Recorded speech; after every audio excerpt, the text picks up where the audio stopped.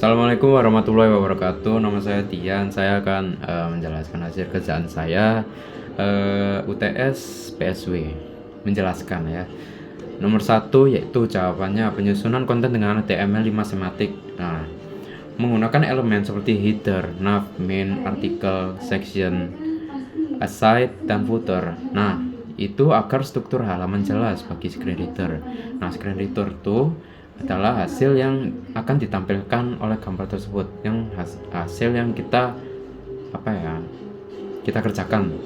Dia akan menampilkan gambar. Lalu yang kedua yaitu heading H1 sampai H6. Nah, itu digunakan sesuai hierarki informasi. Maksudnya yaitu H1 sampai H6 tuh digunakan untuk jika kalian menulis teks misalnya di H1 dia akan jika kita jalankan dia akan menampilkan sebuah teks yang kita ketik. Lalu menggunakan label untuk from input, alt untuk gambar, dan table dengan th serta atribut scope untuk table data. Nah, oke, selanjutnya yaitu area ada 3 dan alasannya. Yang pertama adalah area label, memberikan label deskriptif pada elemen tanpa teks terlihat. Yang kedua adalah area hidden true, menyembunyikan elemen dekoratif bagi screen reader. Yang ketiga adalah role sama dengan navigation. Role atau navigation bisa dibilang menjelaskan fungsi elemen. Nah, lalu cara mengukur aksesibilitasnya yaitu ada 3, yaitu yang pertama yaitu gunakan alat uji otomatis seperti Lighthouse atau Wave. Yang kedua adalah pengujian manual dengan keyboard navigation, tab, enter, escape. Lalu yang ketiga, uji dengan screen reader, NVDA, JAWS, VoiceOver. Lalu yang soal kedua jawabannya yaitu strategi CSS, Flexbox untuk tata letak linear, CSS Grid untuk layout kompleks, Media Query untuk penyesuaian font dan padding. Lalu saya akan menjelaskan juga masalah kinerja di perangkat seluler dan solusinya. Masalahnya seperti ini, loading lambat karena gambar besar atau script berat. Nah, jadi tidak bisa dijalankan sama sekali. Lalu solusinya yaitu dikompres gambar, gunakan lazy loading, minify CSS atau CS, dan caching. Lalu soal nomor 3. Nah, soal nomor 3 nih potensi hambatan proses rendering. Terus yang kedua yaitu looping data besar secara langsung. Yang ketiga manipulasi DOM berulang-ulang. Yang keempat file CS yang besar tanpa modularisasi. Perbandingan pendekatan. Yang pertama ada 3 yaitu pagination, lebih ringan untuk perangkat low end. Infinite scroll, pengalaman mulus mengakibatkan boros memori. Server side processing, efisien tapi butuh tambahan. Server side processing itu emang sangat efisien, namun dia butuh tambahan. Lalu soal nomor 4 yaitu jawabannya yaitu yang pertama soalnya yaitu identifikasi risiko utama, yaitu SQL injection. Ada 4 yaitu SQL injection, yaitu input data divalidasi, XSS cross-site scripting, user input langsung ditampilkan tanpa filter. Yang ketiga yaitu CSRF, cross-site request forgery, request palsu dari user login. Yang keempat yaitu insecure file upload, user bisa upload script berbahaya. Penerapan perlindungan. Di sini ada yang pertama yaitu validasi dan sanitasi semua input. Maksudnya yaitu gunakan whitelist. Yang kedua yaitu gunakan prepare statement untuk query database. Yang ketiga adalah encode output untuk mencegah XSS.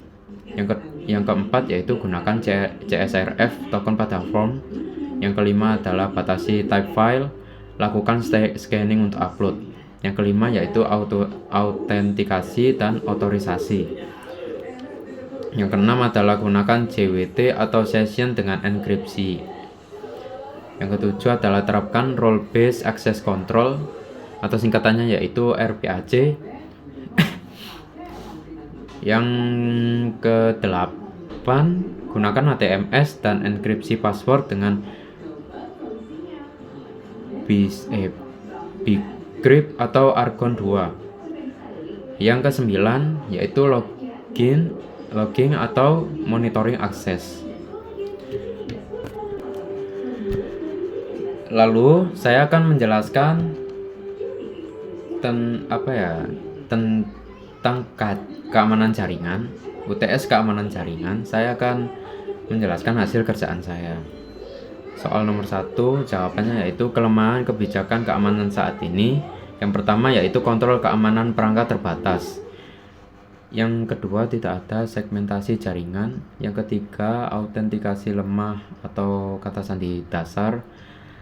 Pelindungan. Yang keempat yaitu perlindungan data terbatas. Solusinya yaitu yang pertama, keamanan perangkat ditingkatkan. Gunakan MDM untuk manajemen perangkat, terapkan konfigurasi keamanan kuat. Yang kedua yaitu segmentasi jaringan, batasi akses BIOS ke sumber daya sensitif. Lalu yang ketiga yaitu autentikasi lebih kuat, terapkan MFA untuk akses sumber daya perusahaan. Yang keempat adalah perlindungan data, yaitu enkripsi data, gunakan kontainerisasi, aktifkan hapus jarak jauh. Yang kedua yaitu jawabannya model ancaman hybrid call itu memiliki 3, yaitu data in transit, risiko penyadapan, gunakan TLS versi 1.3. Lalu yang kedua adalah data at rest, yaitu risiko akses tidak sah, enkripsi data, bisa menggunakan dengan IAM.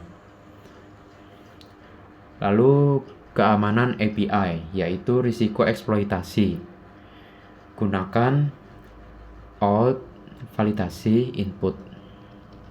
Lalu yang ketiga jawabannya yaitu arsitektur firewall healthcare, yang memiliki 3 juga, yaitu 3 zona, yaitu internal atau data pasien, IoT atau perangkat medis, dan Ghost Wi-Fi.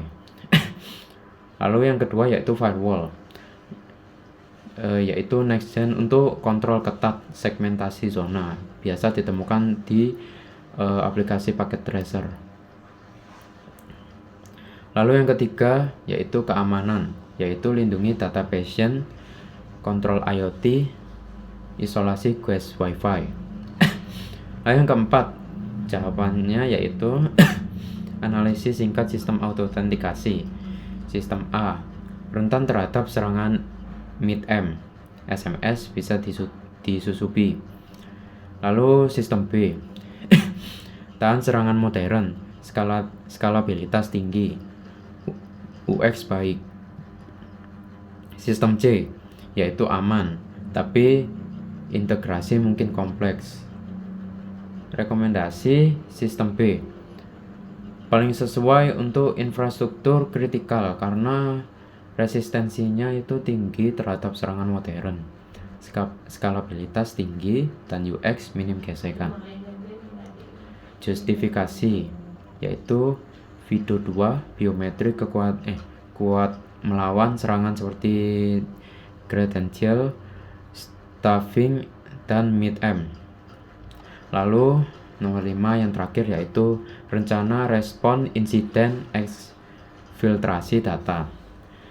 Ada 3 yaitu fase, yaitu seperti identifikasi, containment, eradikasi, pemulihan, dan pelajaran.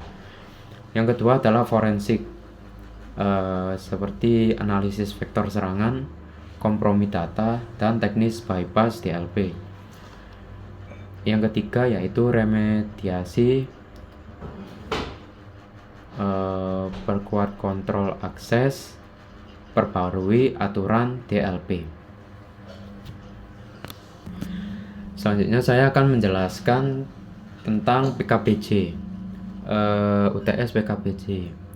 Nomor 1 yaitu jawabannya solusi untuk fault tolerance. Yang pertama yaitu redundancy link, yaitu gunakan link redundan antar lokasi dengan protokol seperti rapid spanning tree. Lalu yang kedua yaitu load balancing OSPF, yaitu konfigurasi OSPF untuk load balancing jika ada beberapa jalur. Lalu soal 2, solusi routing untuk ekspansi jaringan. OSPF multi area. Lanjutkan dengan OSPF multi area untuk mengatasi masalah ukuran taper routing untuk konvergensi dan penggunaan bandwidth. Yang kedua yaitu justifikasi OSPF multi area memungkinkan summarization mengurangi beban routing di area lain. Lalu soal nomor 3 yaitu solusi NAT. Ada 5 solusi, yaitu NAT granular, yaitu ACL spesifik untuk akses layanan. Yang kedua yaitu fault, yaitu ALG untuk SIP, prioritaskan RTP. Lalu yang ketiga logging, yaitu aktifkan untuk troubleshooting. Yang keempat yaitu redundancy, yaitu HSRP atau VRRP untuk failover. Lalu yang kelima yaitu keamanan, yaitu batasi pemetaan NAT sesuai kebutuhan. Bisa meningkatkan keamanan dan fungsi nasionalitas. Lalu soal nomor 4, solusi load balancer, yaitu digunakan untuk H-proxy atau NGINX dengan algoritma Lichcon. Yang kedua yaitu session persistence, sticky session jika perlu. Yang ketiga yaitu deploy baru, canary deployment. Lalu yang keempat yaitu proteksi, integrasi WAF untuk proteksi DDoS atau threat. Yang kelima yaitu high availability, fungsinya yaitu load balancer aktif dengan keep alive. Nah, dari kelima ini itu fungsinya itu digunakan untuk meningkatkan ketersediaan dan performa e-commerce. Oke, selanjutnya yaitu nomor 5. Strategi di sini tuh memiliki strategi SDN, yaitu memiliki 5 strategi, yaitu yang pertama adalah SDN approach, yaitu Cisco ACI untuk integrasi dengan perangkat Cisco packet tracer ya. Lalu yang kedua migrasi, yaitu coexistence SDN dan tradisional. Yang ketiga yaitu programmability, yaitu API Cisco ACI untuk otomatisasi. Lalu yang keempat yaitu keamanan, yaitu kebijakan berbasis intent. Yang kelima atau yang terakhir yaitu testing, yaitu uji fungsionalitas dan keamanan. Nah, fungsi dari strategi dari 5 SDN ini, strategi SDN dari 5 ke 5 ini itu digunakan untuk menggunakan Kisco ACI untuk transisi SDN yang gradual. Sekian, terima kasih. Wassalamualaikum warahmatullahi wabarakatuh.